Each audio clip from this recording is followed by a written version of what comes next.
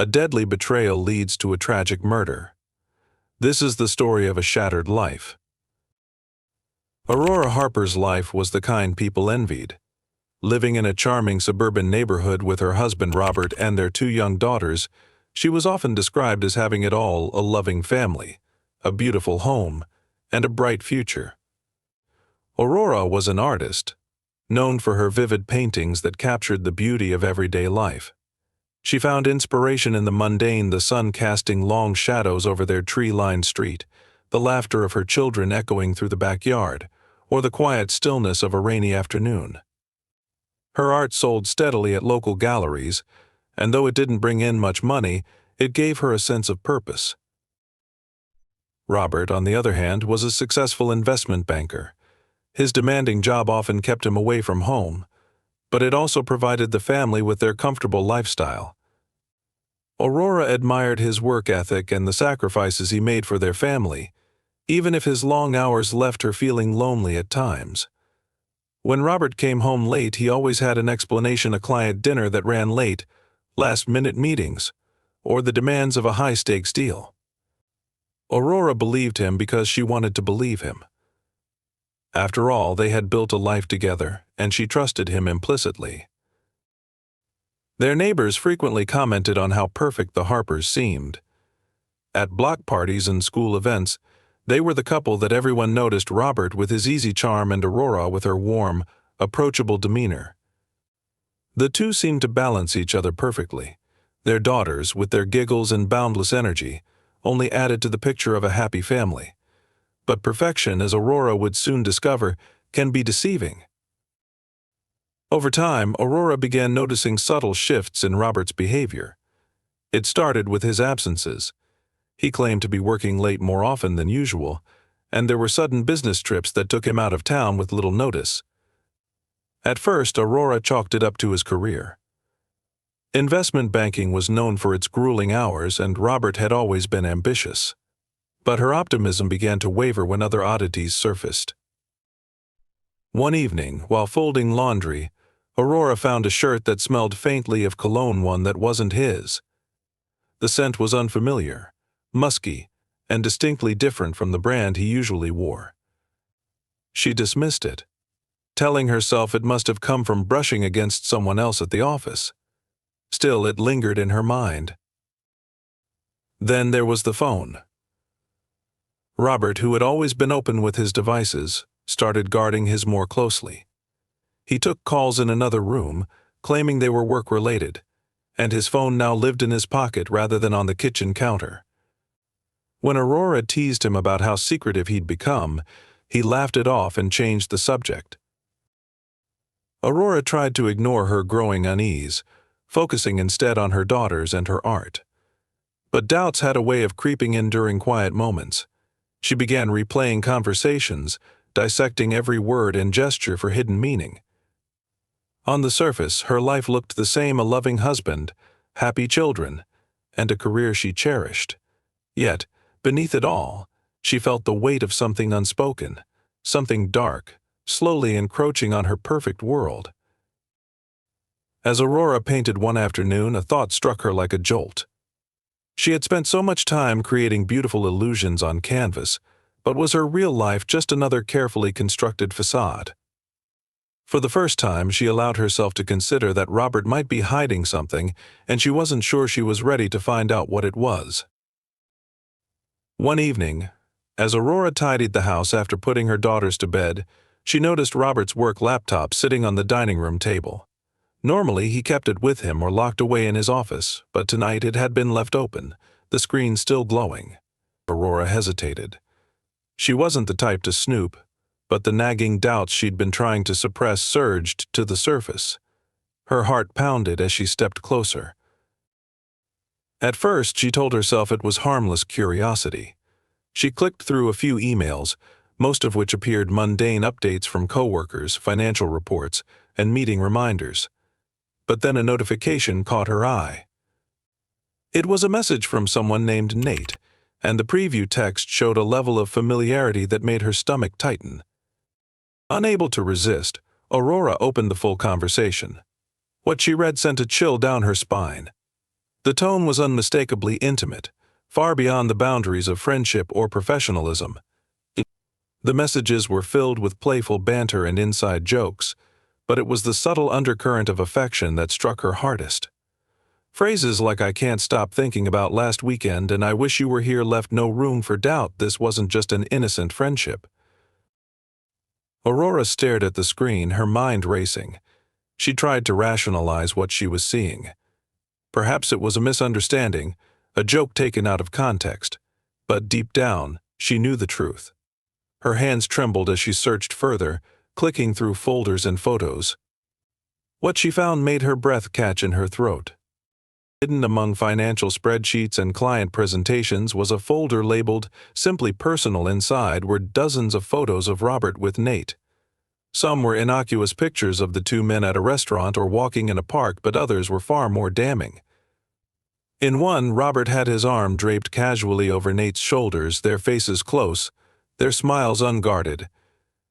In another, they stood in front of a hotel window, the city skyline illuminated behind them. The intimacy captured in the images was undeniable. Aurora's mind was a whirlwind of emotions: shock, anger, betrayal, and heartbreak. She couldn't comprehend how the man she had trusted, the father of her children, had managed to keep such a monumental secret from her. The realization that Robert had been leading a double life was almost too much to bear. She sat down, staring blankly at the screen as tears streamed down her face. Her marriage, her family, everything she thought she knew about her life, it all felt like a lie. Aurora thought back to the moments that had seemed off, the late nights, the secretive phone calls, the unexplained cologne. The signs had been there all along, but she had been too blind, too trusting, to see them. Aurora's first instinct was to confront Robert immediately. She wanted answers, an explanation, anything that could make sense of the betrayal she had just uncovered. But as her anger subsided, a cold determination took its place. She realized that confronting him without a plan would achieve nothing. She needed time to think, to gather evidence, and to protect herself and her daughters from whatever fallout might come. She began documenting everything she found, taking screenshots of the messages and saving copies of the photos.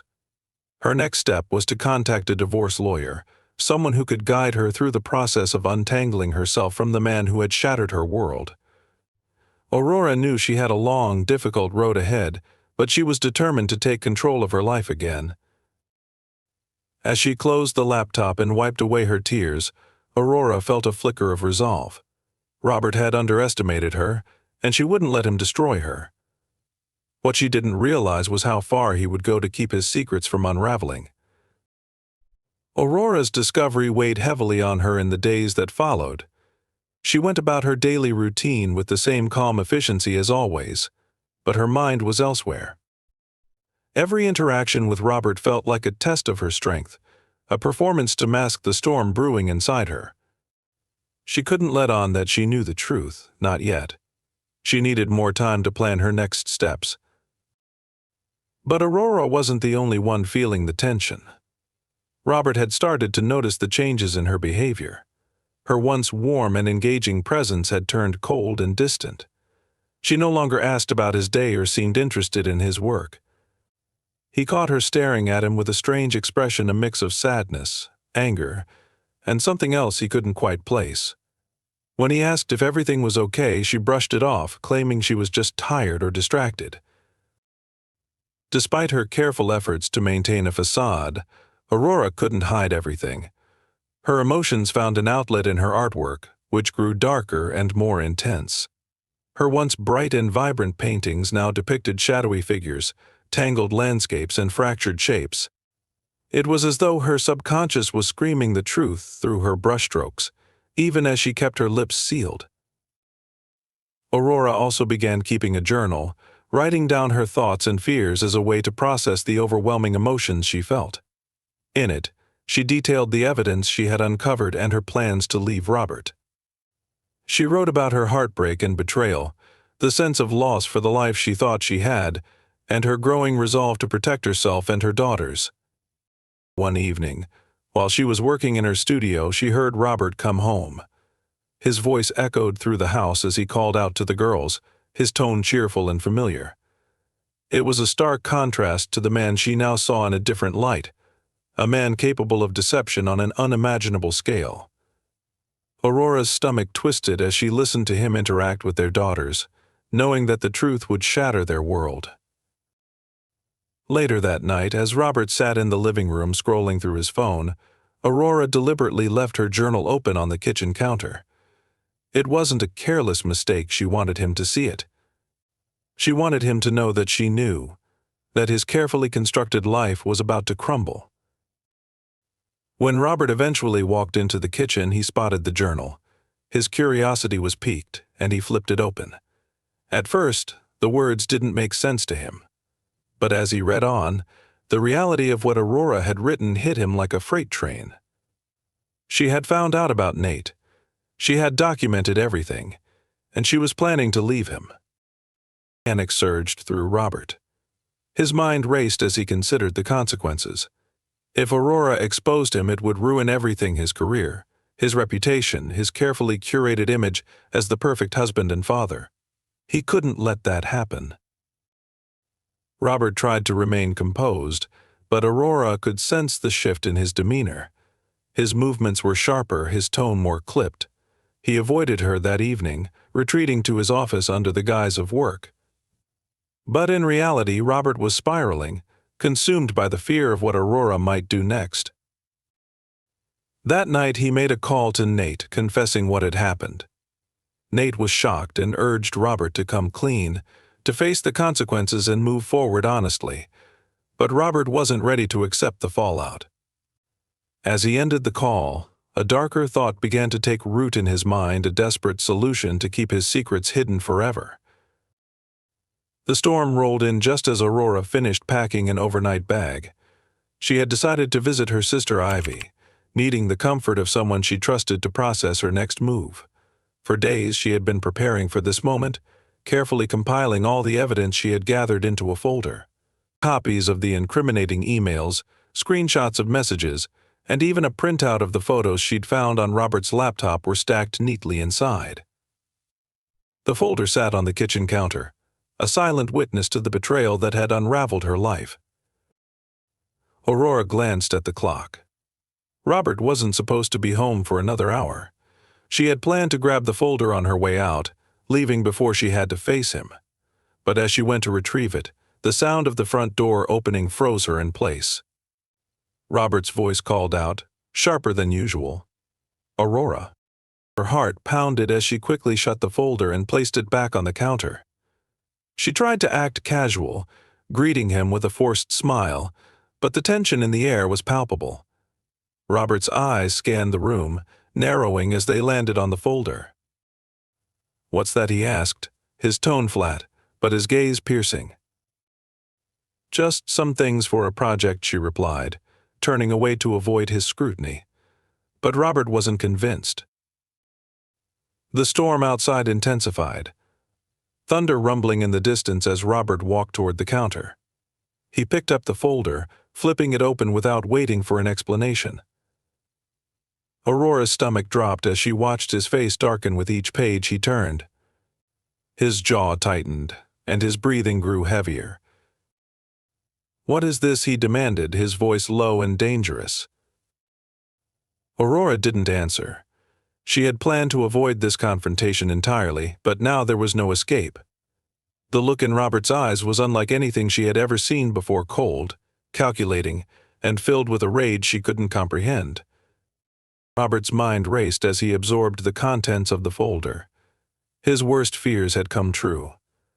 Aurora knew everything, and worse, she had proof.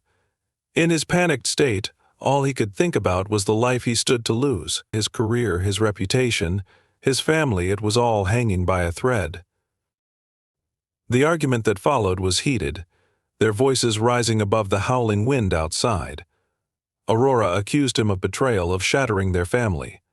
Robert, in turn, lashed out, his words venomous and cruel. He blamed her for being nosy, for invading his privacy, for pushing him away. But it wasn't just anger driving Robert, it was fear. And that fear turned into desperation. As Aurora tried to leave, Robert grabbed her arm, his grip firm and unrelenting. She pulled away, shouting at him to let her go, but he didn't listen. The confrontation escalated quickly, spiraling out of control.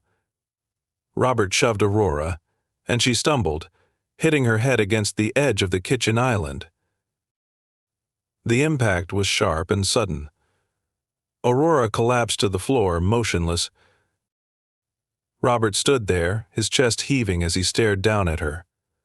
Panic set in as he realized what he had done. He knelt beside her, shaking her gently, calling her name, but she didn't respond. The realization that she was gone hit him like a tidal wave. But instead of calling for help, Robert's mind went into overdrive. He couldn't let anyone know what had happened, not like this. In a frenzy, he began staging the scene. He smashed a window to make it look like a break-in, scattered items around the house to suggest a robbery, and wiped down surfaces to remove any evidence of their argument. By the time he called 911, his voice frantic as he reported a home invasion, the storm outside had reached its peak, masking the chaos within the Harper home. When the police arrived, Robert played the role of the devastated husband perfectly. But the scene didn't add up, and the folder Aurora had so carefully prepared, a folder Robert had overlooked in his panic, would soon unravel his carefully constructed lies. The morning after Aurora's death, the neighborhood buzzed with shock and speculation. Police cars lined the quiet suburban street, their flashing lights casting an eerie glow against the early dawn. To the neighbors who gathered outside, Robert Harper looked every bit the grieving husband. His face was pale, his movements sluggish, and his voice cracked with emotion as he recounted the supposed events of the night before: a break-in, a struggle, and his wife's tragic death. Detectives, however, weren't convinced by Robert's performance. The crime scene told a story, and it wasn't the one Robert had spun. The broken window seemed staged, the shards of glass scattered too neatly inside the house, items that would typically attract a burglar, like electronics or cash, remained untouched. And then there was Aurora's body, lying in a position that suggested she had fallen abruptly, rather than during a violent struggle. As the investigation began, the officers collected every detail from the scene. They photographed the scattered items, documented the window's peculiar break pattern, and bagged the folder on the counter that contained a trove of evidence against Robert. While the contents of the folder weren't immediately reviewed, its existence hinted at tensions within the Harper household. Robert, meanwhile, had no idea the folder remained at the scene. His mind was consumed with maintaining his alibi. He told the police that he had been working in his home office when he heard the sound of breaking glass and rushed out to find Aurora lying on the floor. He described seeing a shadowy figure fleeing through the storm and insisted that the intruder must have killed her. At first glance, his story seemed plausible. The storm had been loud enough to mask any sounds, and there were no witnesses to contradict his account. But as detectives delved deeper, inconsistencies began to emerge. For one, Robert's timeline didn't match the estimated time of Aurora's death. Furthermore, there were no signs of forced entry beyond the staged window, and no footprints or mud tracked through the house despite the heavy rain. The folder proved to be a turning point. When the lead detective finally opened it, the contents painted a damning picture. Aurora had documented her discovery of Robert's affair with Nate, complete with screenshots of messages and photos. The notes detailed her plan to leave him, along with concerns about his recent erratic behavior. It was clear that Aurora had been preparing for a confrontation, but she had never anticipated how far Robert would go to keep his secret. The police brought Robert in for questioning. At first, he stuck to his story, repeating it with a practiced calm. But when detectives presented the contents of the folder, his demeanor shifted. He stumbled over his words, tried to downplay the evidence, and ultimately claimed that Aurora must have fabricated everything out of paranoia. As the forensic team continued their work, more evidence piled up against him. Blood spatter analysis suggested that Aurora had hit her head after being pushed, not during a struggle with an intruder. The lack of defensive wounds indicated she hadn't been fighting for her life, and traces of Robert's DNA on her arm supported the theory that he had grabbed her before the fatal fall. The final blow came when investigators analyzed Robert's phone records. Texts and calls between him and Nate showed that he had been growing increasingly paranoid in the days leading up to Aurora's death. In one message, he confessed that Aurora had found out about their relationship and that he was terrified of losing everything. Faced with mounting evidence, Robert eventually broke. During a tense interrogation, he admitted to pushing Aurora in a moment of rage but insisted it had been an accident. He claimed he never intended to hurt her, only to stop her from leaving. The case went to trial, and Robert's calm, polished image unraveled in front of the jury. The prosecution laid out a clear timeline of events, supported by forensic evidence and Aurora's meticulous documentation.